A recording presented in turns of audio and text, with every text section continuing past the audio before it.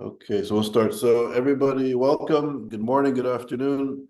It's really a privilege again to introduce you to Professor Amy Elman. Today she's going to speak. The title of her talk is Antisemitism and the Feminist Movement, Operationalizing the Unspeakable. And it's really horrific that this is where we're at in the world today. As many of you know, Professor Amy Elman is a leading scholar. She's a senior research fellow with ISGAP, and she's a professor of political science, and she's the William Weber Chair of Social Sciences at Kalamazoo College in Michigan. She has an illustrious career. She studied at Brandeis, and she did a PhD at New York University in comparative politics. She's written books and articles on many of the issues pertinent to today's lecture, and she's won all sorts of international awards and acclaim as a scholar. And she is a key presenter in our Summer Institute in Oxford and one of our intellectual heavyweights connected to ISGAP. So Amy, the floor is yours, and thank you for being here. It's my pleasure, Charles, and welcome everyone. I wish it were under different circumstances. Today's lecture is very much informed by October 7th. In fact, it's really principally focused more on October 7th than anything else. One of the things that I noticed early on was the ways in which so many of us characterized October 7th as unspeakable. And literally within days, one of the things that I found fascinating was just how that term, that characterization, unspeakable, was operationalized by anti-Semites. And to bring you along with that argument, I'm going to take today's I hope it's going to be a short talk because I really want to hear from folks and exchange some questions in the hour that we have. To talk about that characterization being operationalized, the unspeakability of the horror of October 7th, I want to focus on first the passion of anti-Zionists, second, the pornography that was made by the perpetrators, and not least the feminist impersonators who give cover to atrocity denial. So those are the 3 points that I want to hit on. And I want to tell you as well that this lecture is informed by not least the latest issue, the January-February issue of The Atlantic, which is devoted to anticipating a second Trump term, second Trump presidency. And within it, there's a piece by a Harvard University professor in the Kennedy School of Government by the name of Juliet Kayyem. And Juliet Kayyem predicts the resurgence, should Trump win the presidency, of what she's referring to, what many people in the field refer to as stochastic terrorism.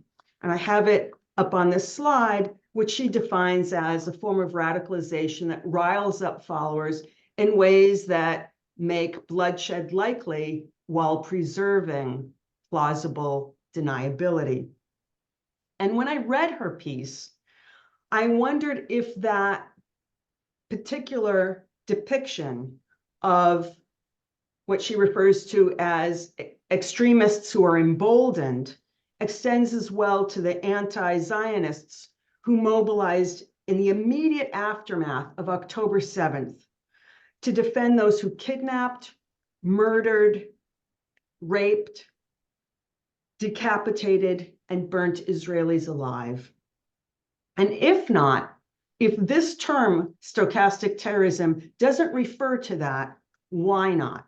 Why don't we regard calls to decolonize Palestine by any means necessary, as you see on the slide, really by any means necessary, as emboldened extremism? And I wondered is it the growing popularity of this kind of rhetoric?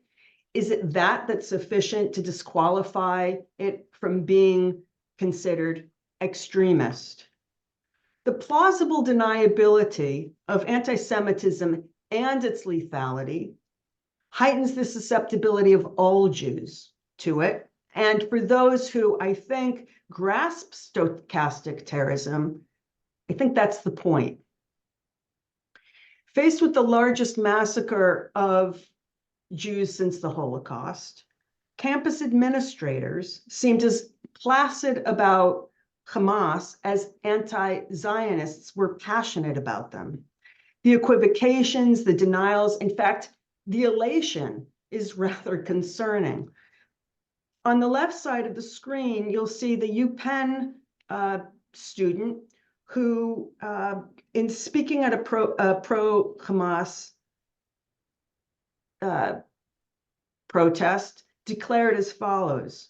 After seeing, by the way, after seeing the glorious photos of October 7th, this is what she had to say. I remember feeling so empowered and happy, so confident that victory was near, and so tangible. I want all of you to hold that feeling in your hearts, never let go of it. And then she implored those who were present to take it to the streets. And one of the things that we see throughout the United States and so much of the world is that's exactly what they're doing. They're taking it to the streets. It's a short march from the universities and the colleges that I'll be discussing, and the women and gender studies programs within it, and the Middle Eastern studies programs that are within it. It's a short march from those institutions to the institutions in the outside world that matter, whether it's journalism, the law, social work, and so on. So they have taken it to the streets.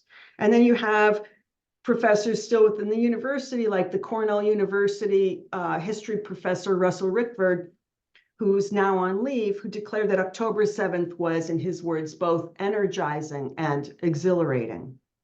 I could go on with a catalog of what professors and lecturers at various universities throughout the United States have said, including a Stanford lecturer who suggested to his students that the 6 million who perished in the Holocaust weren't enough.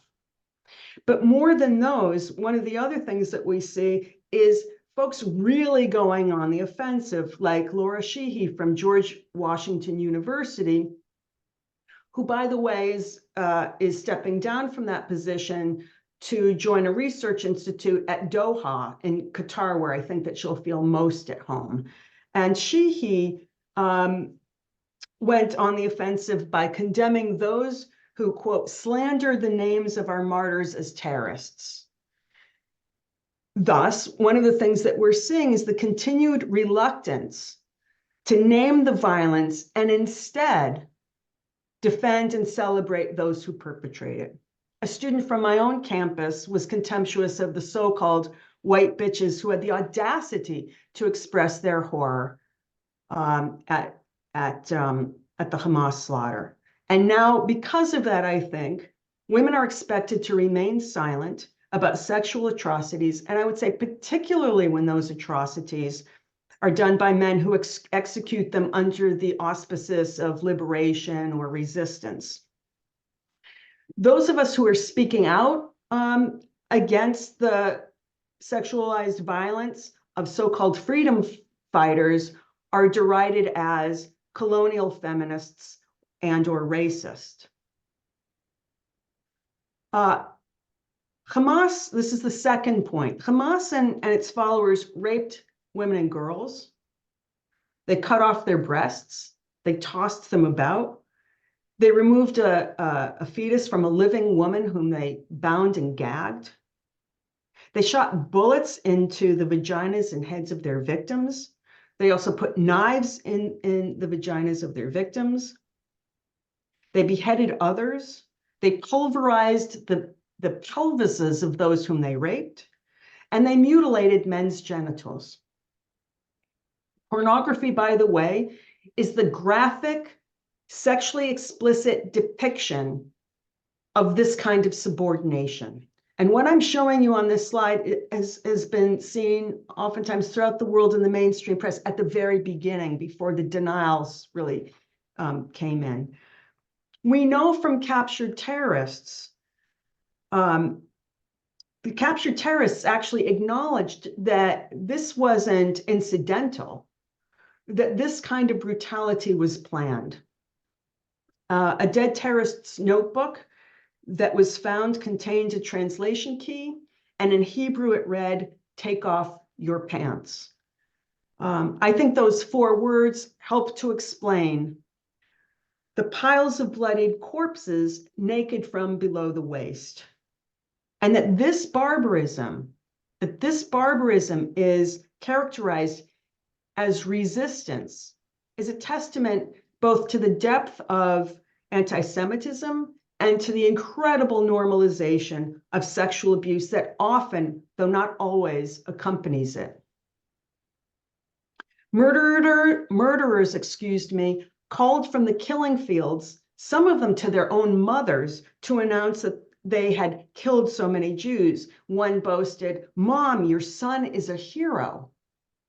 Members of the Nir Oz kibbutz witnessed ecstatic Gazan women and children as young as 10 years old following these so-called freedom fighters into Israeli homes. And there they looted and provided assistance to the terrorists for hours. The reason that I've got pornography of the perpetrators is you should know that those who filmed themselves with body cameras and cell phones immediately, and sometimes during what they were doing, posted video clips of themselves. This is like the selfie of pornography and barbarism. They posted video clips of themselves, of what it is that they were doing, not only to the friends and families of their victims, but home. So that tells you about the level of normalization.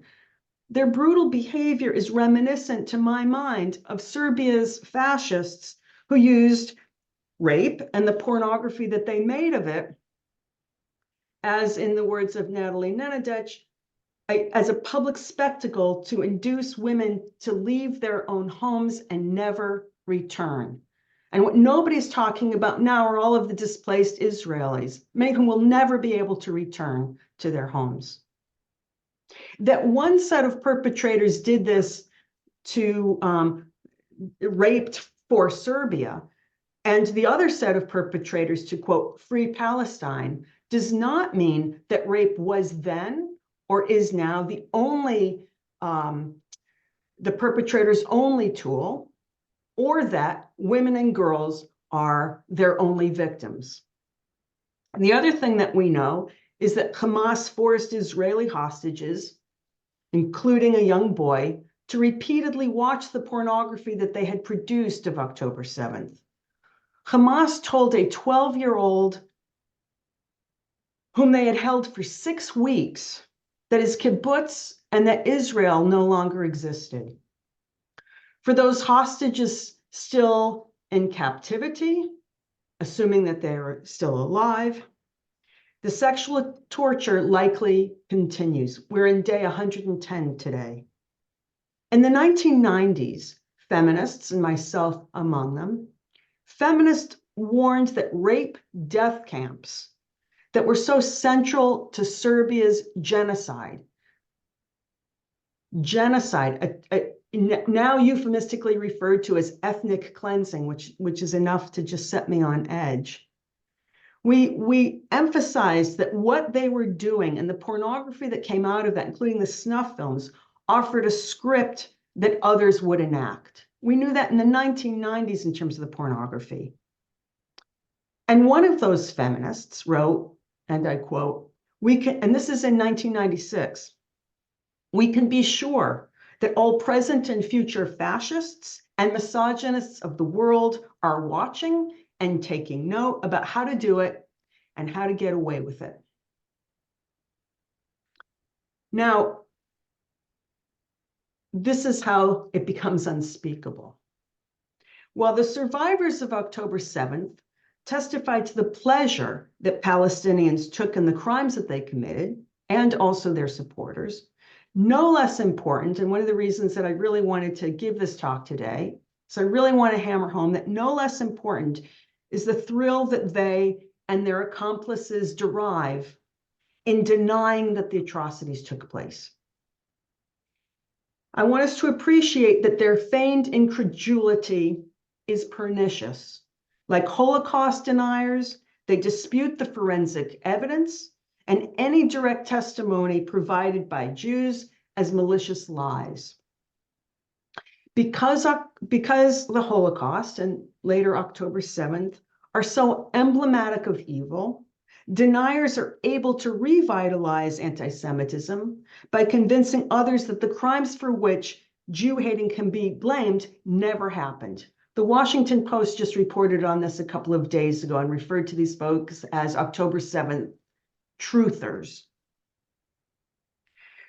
Thus, if you understand the logic here, tearing down hostage posters under the pretext that they are Islamophobic propaganda becomes almost a moral act, one often enacted by zealous young women. At the bottom of the slide, you'll see a woman going like this. I don't have the live video, but she's going like this. So she's mocking the tears of Jews. And between going like this, she's spitting at the feet of a woman police officer. The protean character of anti-Semitism and its denial is also evidenced through the ostensibly feminist cast of characters who subscribe to it. Such feminist impersonators among faculty, because now I'm going to move from students and these young women, I want to talk about faculty at various institutions throughout the United States, include those like Brooke Loeber and Seema Shiksari. Loeber, who's an adjunct professor at the University of California at Berkeley, attended a November Oakland City Council meeting at which they tried to pass a ceasefire resolution. And once there, she said, the notion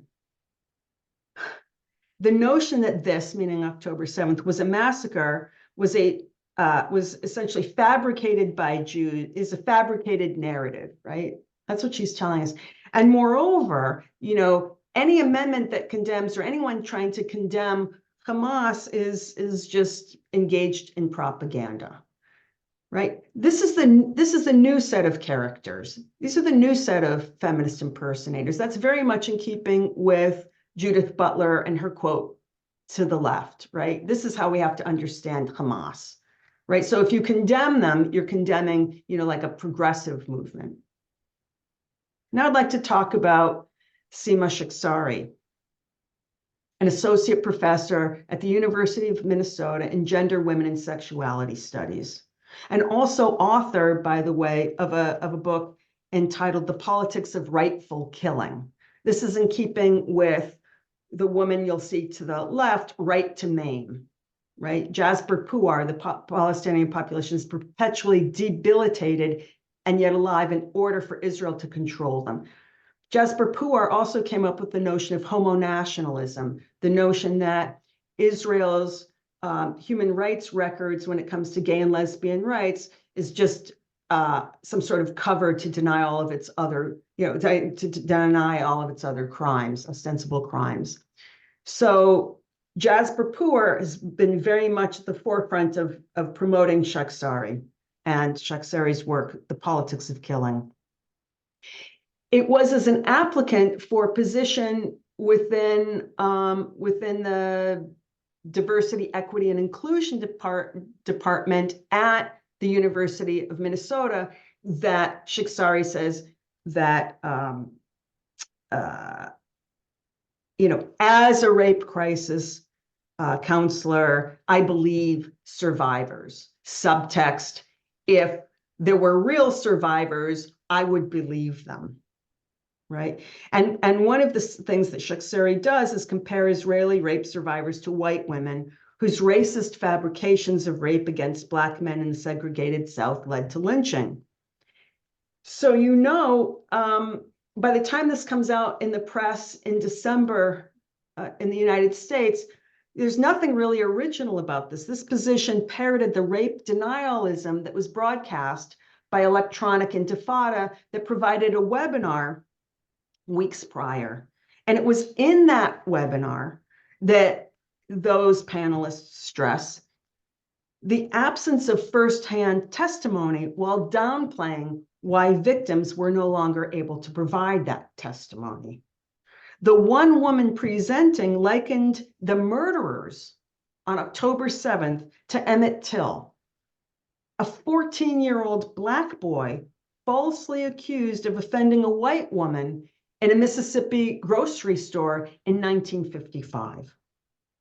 Thus, that panelist at Electronic Intifada, Shak-Suri and countless others since, have cast Jews as white nationalists and terrorists as victims of false allegations in ways that not even, I would say, the far right and the disgraced followers of false memory syndrome could have even imagined. Silencing survivors of sexual abuse under the guise of feminist anti-racism, which is what they're doing, is profoundly sexist, profoundly racist, and it also ensures further anguish by legitimizing corroboration requirements for rape that US feminists had ended over 4 decades ago. You know, the expectation that somebody's supposed to corroborate. It's quite amazing how reactionary this movement is. The assumption that these atrocity deniers are somehow ill-informed or educable is at best naive. It is consistent, I think, with a kind of redemptive narrative that views higher education as a panacea for unethical values. And this position has been countered by the example of German universities during the Third Reich. It's Neil Ferguson who recently reminds us, quote, "A university degree far from inoculating Germans against Nazism made them more likely to embrace it." And as someone who works on a campus, I wonder if the same can increasingly be said of institutions of higher education in the United States now when it comes to anti-Semitism. This is how bad things are. The faculty that I mentioned just in passing, whether they're from Cornell, George Washington University, Berkeley, Minnesota, Stanford, I mentioned, these folks are not outliers. They're really not outliers. Laura Sheehy at the University of George Washington, formerly at the George Washington University, was president. You know, Terry Nelson did a really great expose in Fathom about her. She was president within the American Psychological Association of the section on psychoanalysis. So these are not outliers. Shak-Suri, I should mention, held postdoctoral positions at UPenn, at their Wolf Humanities Center, and also at the University of Houston within the Gender and Women's Studies program. And that also should be said, this is somebody who completed their PhD at Stanford and taught at Wellesley College long before arriving at Minnesota. All this by way of telling you that there's a network here, right? That these people don't just come from nowhere. They come credentialized, and such faculty and students have amassed enormous authority over the decades, right? These are the new kids on the block. It's not to say that Butler doesn't matter anymore and Poor doesn't matter anymore. These are the new kids on the block, and their influence is very much felt within transnational institutions. So if you start thinking about the United Nations UN Women, these are the folks who are being trained at these institutions who then go and work at UN Women. Our academic organizations have been significantly compromised. Forget the National Women's Studies Association, one of the leading proponents of anti-Israel propaganda and Jew hating.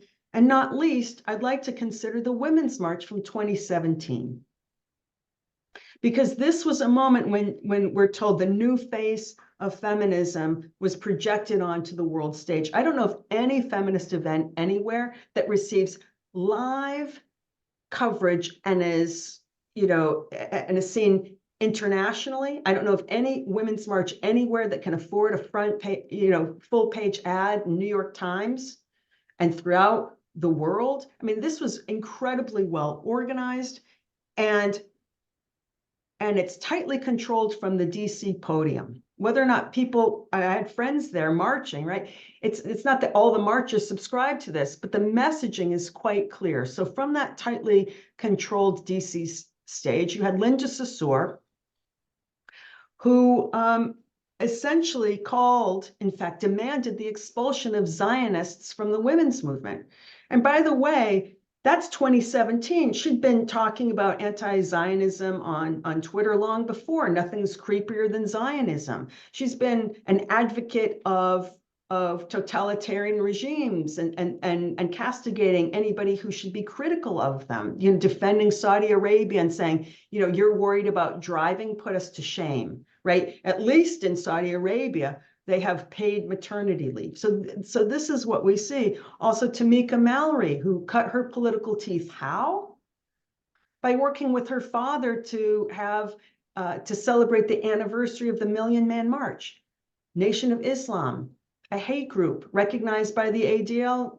And there she is with Farrakhan celebrating his birthday. And in her tweet, she refers to him as the greatest of all time.